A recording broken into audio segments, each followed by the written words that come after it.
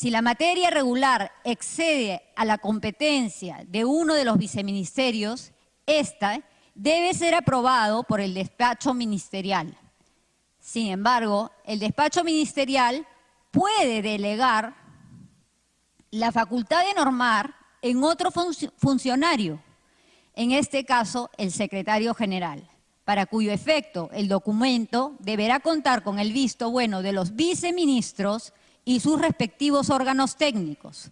Este fue el caso de la delegación a la que hizo referencia la congresista Noceda. Se ha dicho que una de las limitaciones es la falta de formadores. ¿Qué se está haciendo? Precisamente por la identificación de dicho problema y que no había sido abordado anteriormente, es que se ha priorizado el desarrollo del Plan Nacional de Formación Docente en Servicio de acuerdo a lo previsto en la ley de la reforma magisterial. Esto permitirá por primera vez prever, dimensionar, generar y capacitar formadores. Este plan ha sido validado con las direcciones regionales de educación y la Asamblea Nacional de Gobiernos Regionales y se ha presentado al Consejo Nacional de Educación. De manera paralela a ella es que se ha buscado establecer el perfil de los acompañantes en la normativa emitida para la contratación CAS. Finalmente, y no menos importante, es la creación del cargo de especialista de formación para la implementación del área de desempeño laboral de formación. Estas acciones, adoptadas en los 8 meses de mi gestión, buscan avanzar tanto desde el marco normativo y de política como de la generación de los cargos necesarios para darle integralidad y sostenibilidad a un sistema de formación docente. ¿Y cuándo se llegará al 100%? El compromiso es asegurar que al 100% de los docentes sean debidamente formados, no solamente en términos de cobertura, sino sobre todo a través de acciones formativas pertinentes y de calidad al 2021. Compensación de clases, recuperación para quinto de media, planes de recuperación, diseño y supervisión. Los planes de recuperación de horas se rigen por la Resolución Ministerial 627-2016 Minedu, norma técnica denominada Normas y Orientaciones para el Desarrollo del Año Escolar 2017 en instituciones educativas y programas de la educación básica. De esta manera, los programas de recuperación se gestan en cada escuela del país a través de la coordinación entre el director, sus docentes y los padres de familia. Son ellos los que conocen la particularidad de las horas perdidas en su escuela y por lo tanto elevan la propuesta de recuperación de horas a la UGEL. La UGEL consolida, eleva a la Dirección Regional de Educación y finalmente quien aprueba el plan de recuperación e informa al Ministerio de Educación de este. De esta manera, involucrando a cada director de las escuelas que hayan perdido clases en el diseño del plan, se asegura que la propuesta de recuperación de clase tome en consideración cada particularidad específica de las escuelas. Por ejemplo, los turnos, el horario extendido, la recuperación que ya viene dando por el fenómeno del niño costero, etcétera. Todos estos planes de recuperación ya han sido remitidos al Minedu y a partir del lunes 11 inicia la supervisión del cumplimiento de recuperación de horas. Para esto, Minedu está desplegando un sistema de monitoreo que nos va a permitir verificar que se retomen las clases y verificar recuperación en los casos que se extienda jornada en días regulares.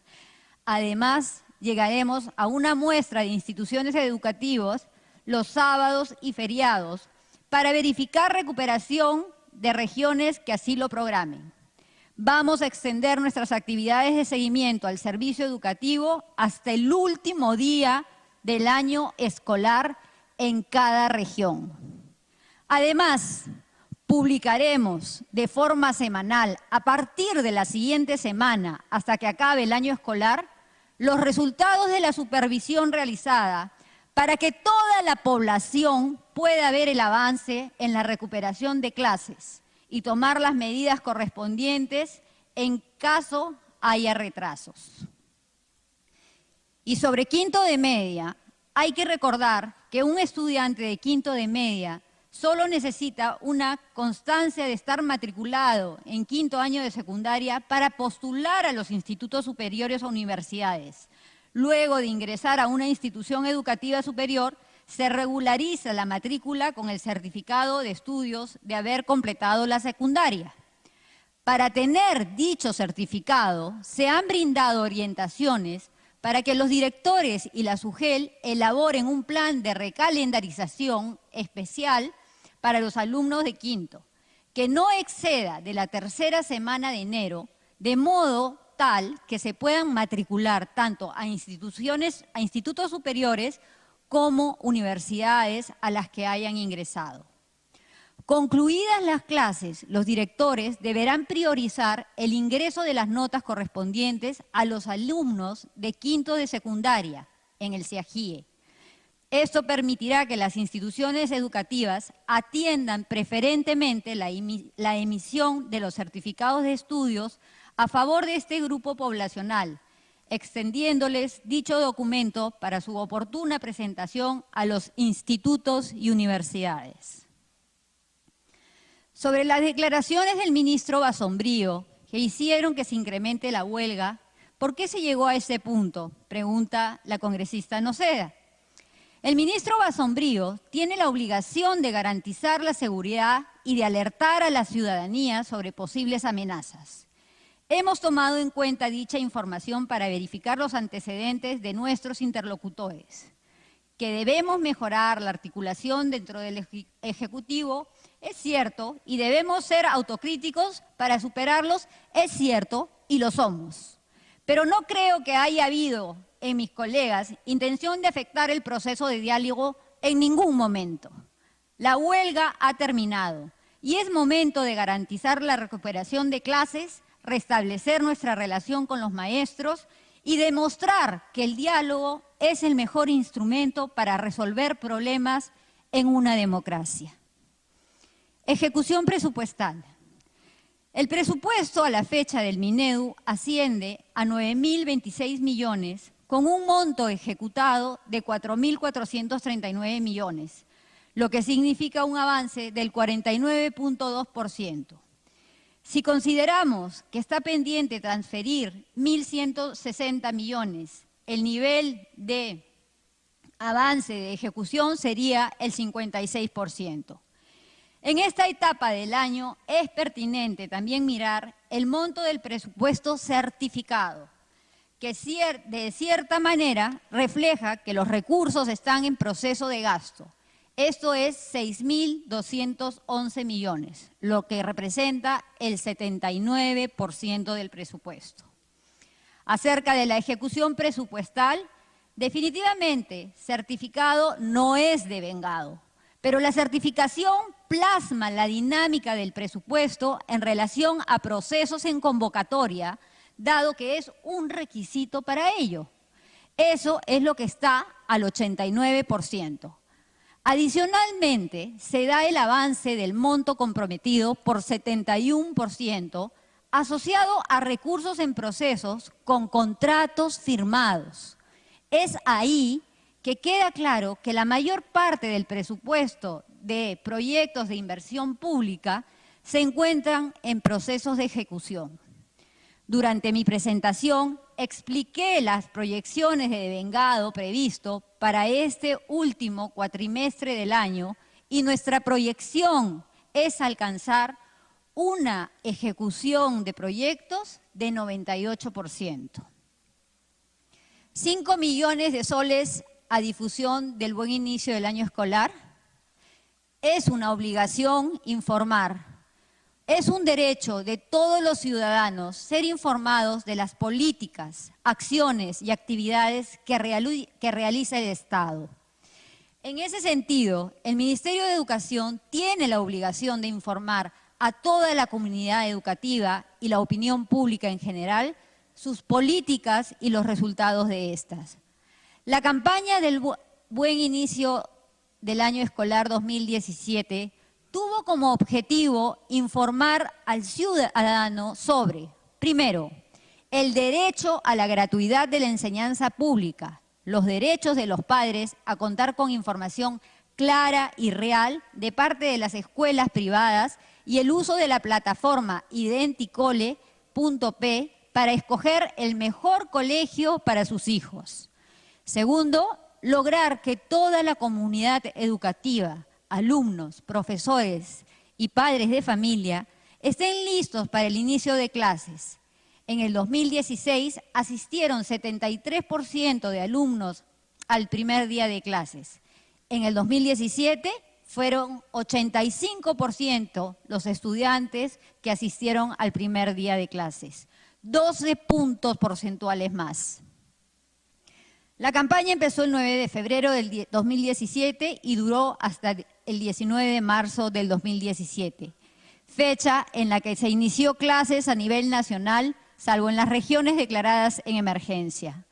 Recordemos que el 3 de marzo se declaró el fenómeno del niño costero como moderado, lo que generó que a partir de esa fecha las direcciones regionales de educación comenzaran a reevaluar las fechas de inicio de clases y de manera efectiva las regiones empezaron a suspender clases a partir del 15 de marzo. ¿Cuánto representa el gasto? En lo que se refiere al monto de inversión publicitaria para esta campaña, debemos señalar que los 5.538.757 millones de soles fueron invertidos para un total de 8.668.610 estudiantes a nivel nacional, lo que representa una inversión de 0.63 centavos de nuevo sol por estudiante, es decir, menos de un nuevo sol. Fenómeno del niño. En el marco del fenómeno del niño costero, el Minedu priorizó la atención de la emergencia con un presupuesto cerca de 375 millones de soles en las siguientes intervenciones.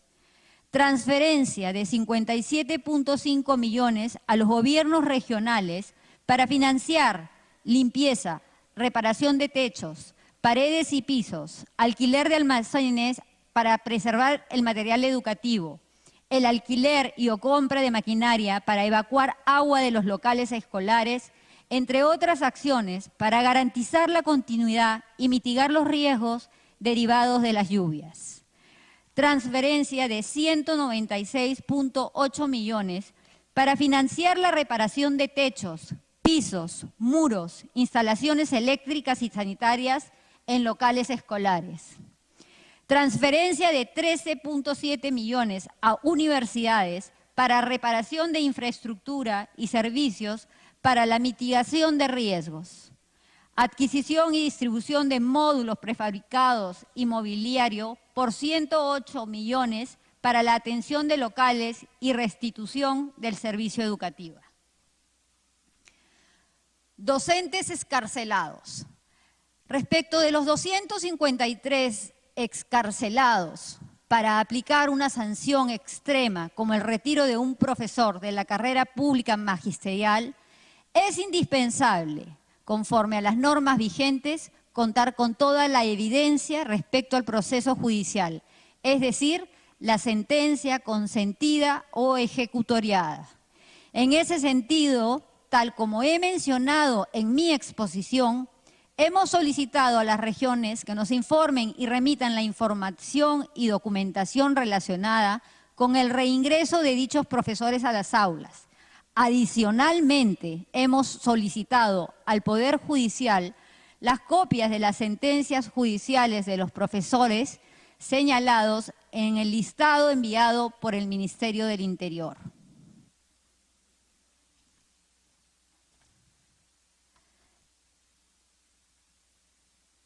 No sabía quién es quién en esta huelga, pregunta la congresista Lourdes Alcorta.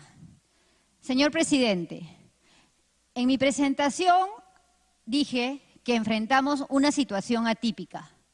La representación del Sindicato Nacional con el que legalmente hemos tratado las demandas ya no es la misma de años anteriores.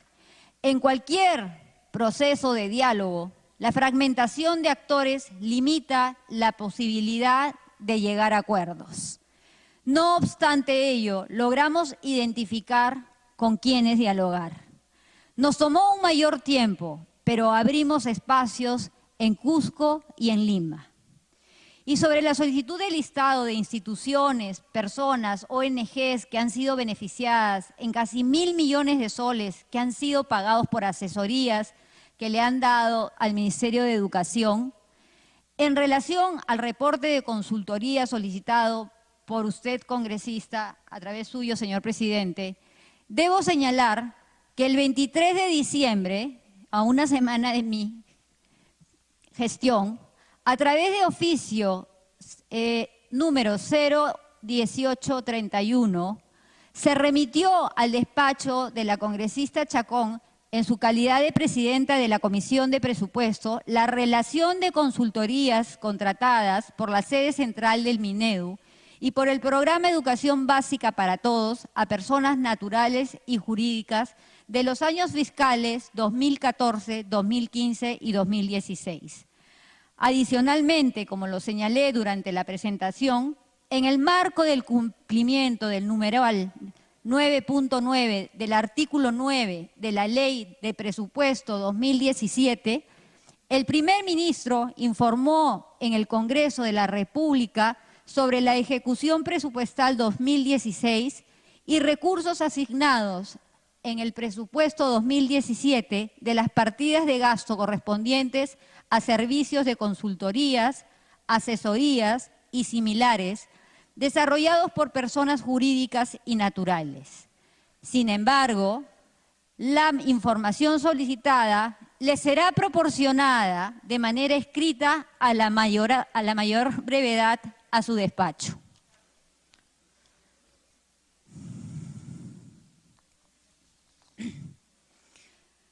Sobre el fallecimiento del estudiante en Julcán.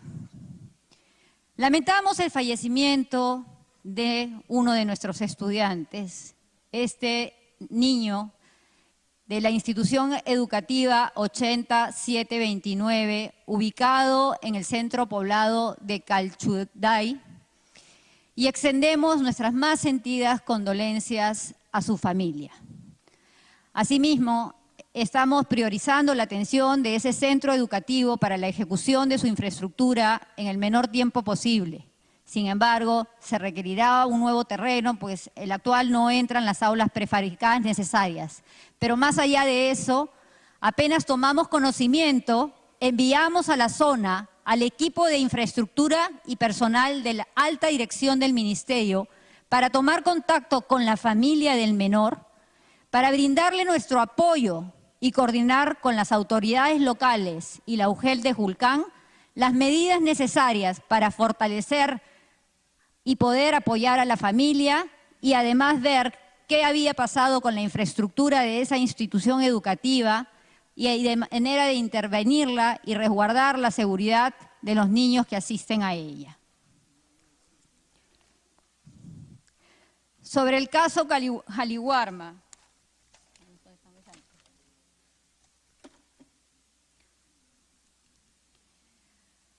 Jaliwarma es un programa social del Ministerio de Desarrollo e Inclusión Social que llega a todos los estudiantes de educación inicial y primaria de escuelas públicas. El programa social maneja unidades territoriales que se relacionan con las escuelas públicas del país para velar por la correcta distribución del alimento escolar. Los alimentos que entrega Jaliwarma son por modalidad productos y raciones. La modalidad de productos se almacenan en la institución educativa para preparar los alimentos cada día, mientras que la modalidad de raciones se entregan el alimento preparado cada día. Luego del inicio de la huelga, las unidades territoriales de Jali Huarma empezaron a coordinar con los directores de escuela y padres de familia para la correcta distribución o almacenamiento de los alimentos en la modalidad de productos hasta el reinicio de clases. Al no haber servicio educativo, los estudiantes no acudieron a las escuelas, sino que se mantuvieron en sus hogares, por lo que no se pudo entregar los alimentos. Es importante mencionar que el escalamiento de la huelga al inicio coincidió con las vacaciones escolares, periodo del año donde no se entrega alimentos. Durante la primera semana de agosto, con el fin programado de las vacaciones escolares y ante la continuidad de la huelga, el MIDIS inició las coordinaciones con Minedu para asegurar el correcto almacenamiento de los alimentos hasta la reanudación de clases. El MIDIS, en coordinación con Minedu, cursó oficio a todas las UGEL del país entre el 4 y 10 de agosto, brindando indicaciones para el trabajo con los directores para el correcto uso de los alimentos. Ante la continuidad de la huelga, Minedu cursó oficio a todas las UGEL del país el 22 de agosto, haciendo referencia a los oficios ya enviados por MIDIS y reforzando las indicaciones ya enviadas. Acto seguido, MIDIS y Minedu iniciaron el trabajo del Decreto Supremo 012-2017 MIDIS para la redistribución de alimentos sobrantes a las municipalidades y comedores populares ya aprobados. Le haremos llegar toda la documentación, presidente. Señor presidente, y por su intermedio, señores congresistas, quiero señalar que la reforma educativa, política de Estado, que ha trascendido a varios gobiernos, está mostrando resultados tangibles. Por ejemplo, en logros de aprendizajes, en el acceso y ascenso en una carrera pública magisterial meritocrática y en el diseño e implementación de un nuevo currículo nacional que nos plantea el perfil de competencias del estudiante que el país necesita. La reforma de la educación se encuentra en su fase de implementación, fase que, como es natural en toda reforma de Estado, presenta resistencias en el cambio. En ese sentido, es comprensible que políticas importantes como la evaluación de desempeño docente generen reacciones y posiciones encontradas. En algunos casos, originadas por el desconocimiento o miedos infundados, y en otros casos, por intereses políticos o gremiales para obtener algún tipo de reconocimiento. Señor presidente, se me ha acusado de no haber manejado de manera adecuada las huelgas magisteriales que hemos vivido, de ser un ministerio alejado del sentir de nuestros docentes.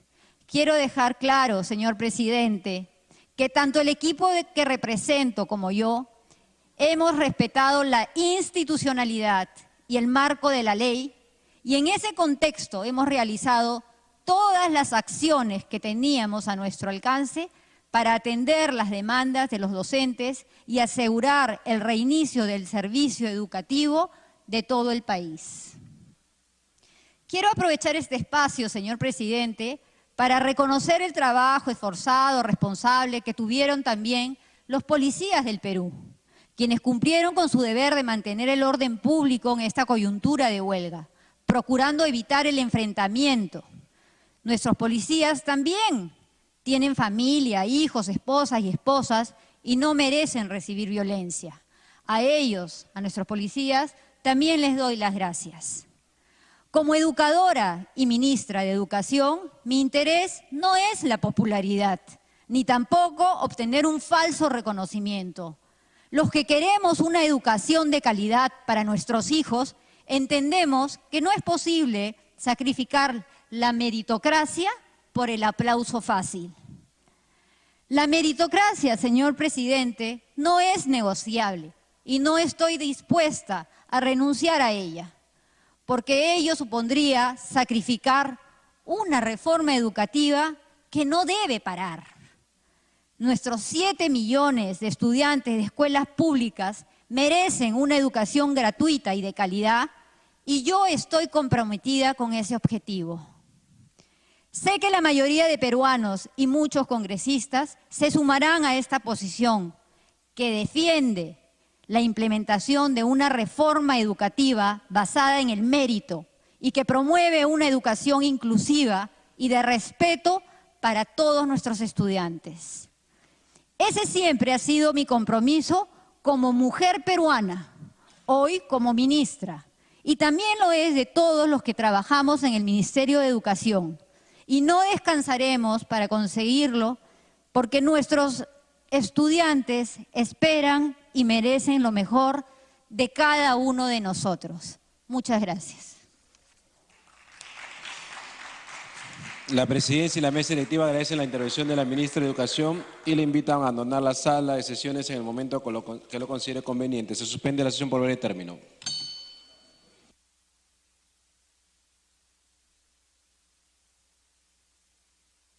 Bien, amigos, 11:24 de la noche, eso quiere decir que tenemos una sesión que ha durado 14 horas con 24 minutos. Vemos en estos instantes la despedida de la ministra, de los integrantes de la bancada de Peruanos por el Cambio, tras esta maratónica jornada en la que inició con una presentación introductoria, luego de la cual fue invitada a responder el pliego interpelatorio de 40 preguntas, interrumpido al mediodía, o a la hora de almuerzo en todo caso. Continuó en horas de la tarde con las últimas 8 preguntas y finalmente ha habido un rol de oradores que, como repetimos, pues ha tenido también la intervención de sucesivas interrupciones en las que cada bancada ha fijado su posición. Finalmente, la titular del Minedu ha hecho su última intervención respondiendo algunas de las preguntas que ha considerado se reanuda la sesión para comprometerse a enviar habiéndose por escrito cumplido con la materia y la de convocatoria. Se levanta la sesión. Solamente para informar que hemos trabajado 12 horas, 1 minuto el día de hoy. Se levanta la sesión.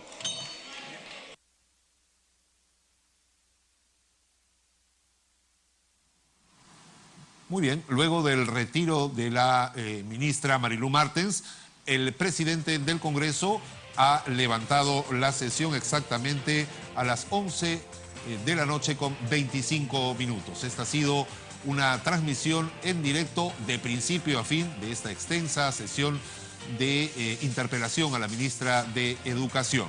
Nosotros ponemos punto final aquí en Congreso Televisión y Radio Congreso de esta transmisión ininterrumpida para todos ustedes y los invitamos a continuar con nuestra programación. Muchísimas gracias por la atención que han tenido a lo largo de estas casi 14 horas y media, amigos. Nos encontramos en breve.